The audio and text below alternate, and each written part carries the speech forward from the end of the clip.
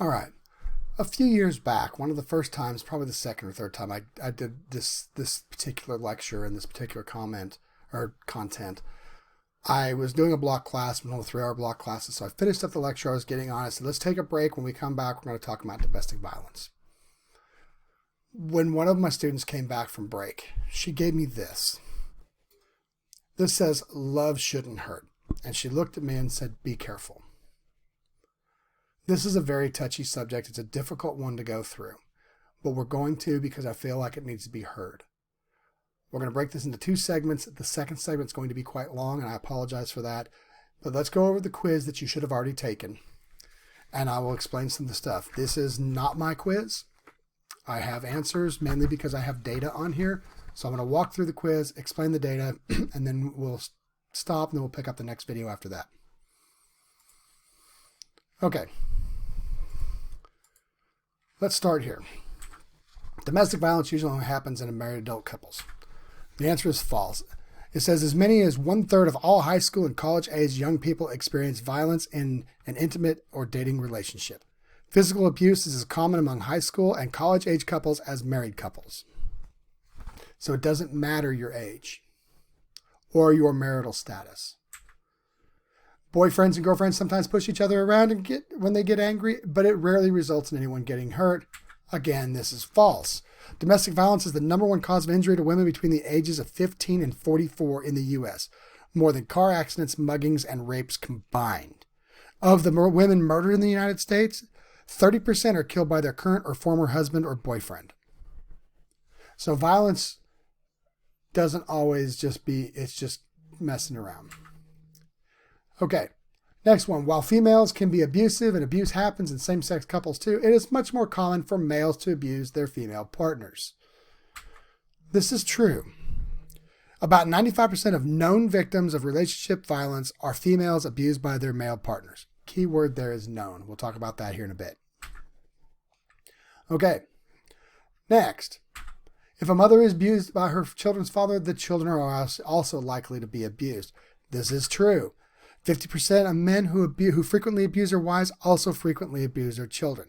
A child who lives in a family where there is domestic violence between parents is 15 times more likely to be abused.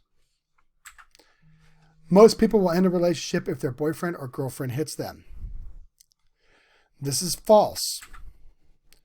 Nearly 80% of girls who have been physically abused in their intimate relationships continue to date their abuser after the onset of violence. Okay, first off, I want you to stop and think about this. I don't know if you've heard this analogy before, but we're going to walk through it. It's the idea of boiling a frog. I know, ew. The thought process pattern is this. If you put a frog into a pot of boiling water, the frog will immediately jump out and save its life.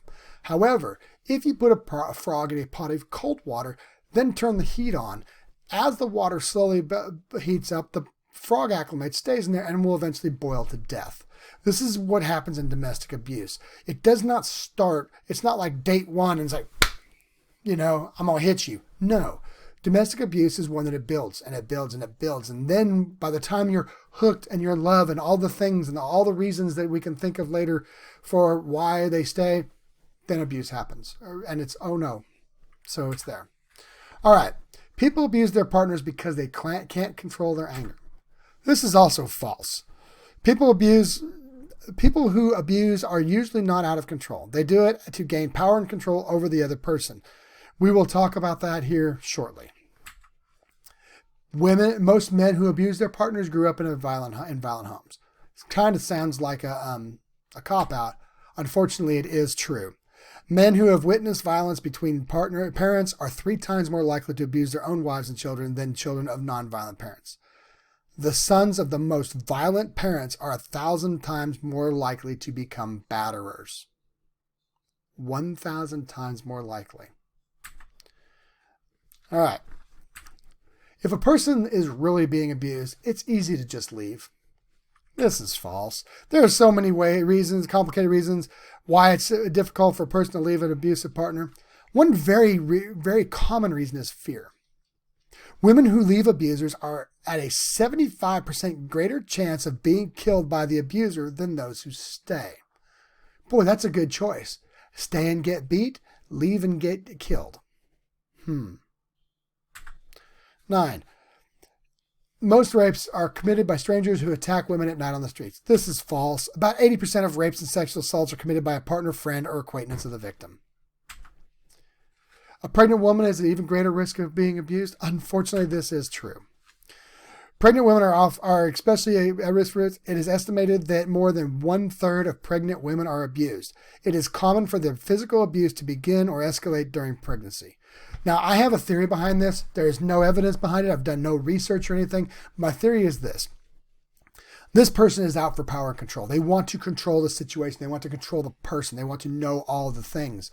When the woman gets pregnant, it is entirely possible that he's losing control. He no longer has control of the situation because she is now looking out for the best interest of the child instead of him, or whatever.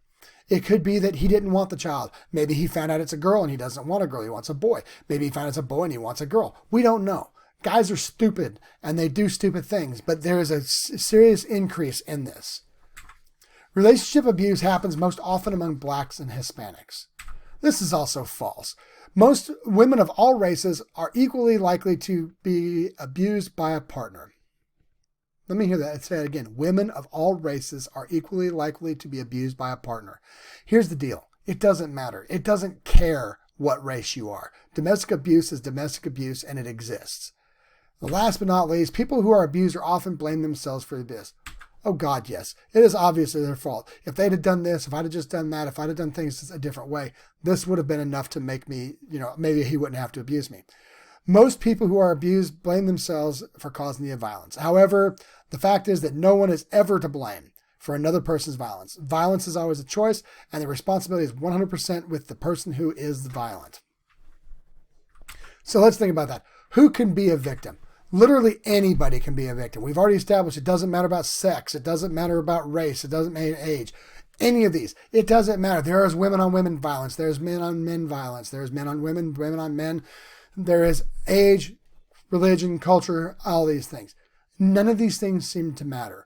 I had a friend of mine was talking about she's a lawyer and she worked at a blue chip law firm. The managing partners were a married couple. We're talking 6-figure incomes, very intelligent, very well educated. One day the wife comes in just black and blue. The guy beat her, broke her arm, done a lot of things. Of course, she made all the excuses, but it just goes to show that it doesn't matter what your socioeconomic status is, what your educational level is, any of that. So let's talk about why some people wouldn't want to report sexual abuse, because it matters. The first one is a person of color. We already saw that there's a statement on the other side there about blacks or Hispanics are more likely. So there's that issue of people just going to assume it is because that's just the way we are. You've also got the issue of racism still does exist. So when you go to a police station and if you don't match the police station, because you could be mostly black in a predominantly black area and a white person would have the same issue, but not as much. But it's the idea of the stereotypes and it's the racism. If you're gay, lesbian, or transgender, there's a few issues here. One, we have homophobia running rampant still, especially in law enforcement. I'm not bashing law enforcement in general. It's just a testosterone-driven occupation. And unfortunately, this is something that's slowly being learned, but it's going too slow. So, same issue as the blacks or other people of color. Same thing here. You're going to be chastised or, that's just the way you kind of people are. The other issue is that maybe you're not out. Maybe you haven't told anybody that you're gay, that you're transgendered, whatever. And now you have to publicly do it, legally do it on paper. Hard to think. If you're physically or mentally challenged or elderly, if you're being abused by your caregiver, which is probably the likelihood of who's abusing one of those people, if you're elderly, the caregiver is probably your child. Do you really want to send your child to prison? If you're physically or mentally challenged, maybe you don't even know. Maybe there's no way you can. If you're physically, you can't do it. If you're mentally, you don't even know that that's what it is. Or on the other side of the spectrum, if you report your caregiver, you're not going to have a caregiver, which means that you may have to go into a home or someplace else. So there's a lot of reasons why they may choose not to actually report. And then we've got the male victim. The problem with male victims is that first off, that means they have to admit that they were abused by their spouse. If they're not gay, or their significant other rather, if they're not gay, then it's probably a female. It's a high likelihood that she's probably smaller than him. So now he has to go back into that testosterone-driven police station, or testosterone-laden police station, I should say, and have to say that my little 100-pound girlfriend is abusing me. Even if it's not a physical difference, or maybe it's not physical at all, you still have the issue of that you have to admit that you are not man enough to deal with it yourself. Or the shame of that you're not man enough, or that you're whatever. So men don't report. So back to that thing where we said 95% of victims is male on female violence. That is probably because the males don't report. Now, physical violence, I think, is significantly more predominantly male on female, but there are so many other things that represent domestic violence or abuse. That is one thing I do want to point out. I have an issue with the term domestic violence. When you hear the term violence, you usually think of physical abuse, somebody hitting somebody. And I've heard people say, well, it wasn't domestic violence because he didn't hit me. There is emotional, there is economic, there's so many different kinds of abuse that can exist, that physical is just one of them. Sexual is another one. These are all things that exist. And so I really advocate for call it domestic abuse over violence. Violence gets money, but domestic abuse gets more inclusive. So it's kind of an end, whatever. Anyway. If you're from another country, you've got another issue. If you happen to be from another country, even if you're here legally and you have your things, one, people may say, oh, well, that's just the way they do it in your country, so you just got to deal with it. Or two, you might get deported. Even if you're here legally, sometimes people have the fear that if I have a green card and I do something and I report this violent crime, they're going to send him home. Or maybe you're here based on his work or her work. And if you're separated, you're gone, whatever it is. So there's that issue. You have the issues of religion. Sure, everybody wants to point at Muslim or whatever and say, well, this is, they allow for possession of women and abuse of women. But there are plenty of churches in the Christian world that says the woman should be subservient to the man, and the man is the boss. And a lot of them take it as that it's abusive. Now, let's say you're in one of those churches and you have the man is in charge. So, if you do leave this guy, not only do you have to leave him, you're going to be ostracized or shunned by the church or excommunicated, because now you're violating that sovereign thing of the man should be the king of the castle. Teens have the same issue. A lot of the ones up above, but then they also have to admit to their parents that they may be having sexual relations with someone when their parents don't know about it, or whatever. So these are things that can cause issues. Obviously, back to that mental or physically challenged one, if you're a child in a violent home, do you really want to send mommy or daddy to prison? Do you even know that this isn't the way it's supposed to be? And last but not least is stalking. Stalking is kind of interesting. Tennessee has some really different laws on it. I'm not going to go really depth into it because we're already sitting at 13 minutes, but stalking is any unwanted contact after it's been told not to happen. That includes emails, letters, being present, showing up at people's work, showing up at their home, doing those kind of things. It is not just that creepy guy walking around in the back. Literally sending you emails and you're not wanting them, telling me you don't want them, and me continuing sending you emails still classifies as stalking. So you need to look at those options. Look at those. All right. So why do abusers abuse? That's our next step.